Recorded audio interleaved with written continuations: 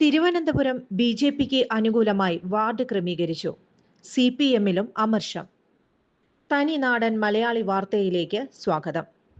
തിരുവനന്തപുരം നഗരസഭയിൽ ബി.ജെ.പി ജയിച്ച 10 വാർഡുകൾ നോക്കുക. ഏറ്റവും കൂടിയ വോട്ടർമാർ 6550 മാത്രം.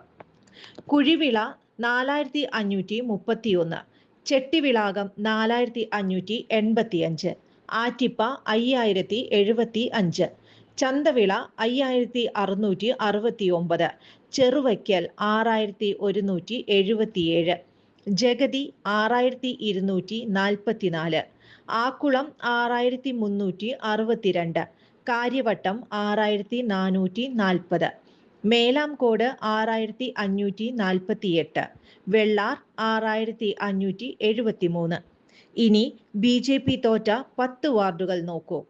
Beemapally 17236, Poonthura 14643, port 13908, Vallakkadavu 12553, Valiyathura 12000, Pettah 9996, Puthanpally 9744, ആറന്നൂര് 9604, Mudavanmugal 9594, Kudappanakunnu 9054.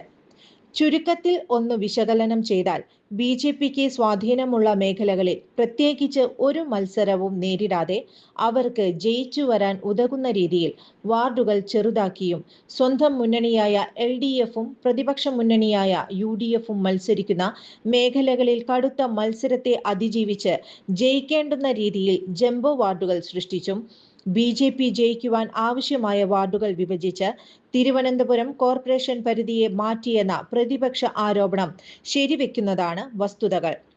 2020 municipal corporation തെരഞ്ഞെടുപ്പിലെ ഫലവുമായി താരതമ്യം ചെയ്യുമ്പോൾ ഏറ്റവും വലിയ ഒറ്റകക്ഷിയാകാൻ അവർക്ക് വേണ്ടിയിരുന്ന 10 സീറ്റുകൾ കൃത്യമായി വാർഡ് വിഭജനത്തിലൂടെ അവർക്ക് ഉറപ്പിച്ചു കൊടുത്തത് CPM LDF കേന്ദ്രങ്ങളിലും അമർഷം ശക്തമാക്കുന്നു.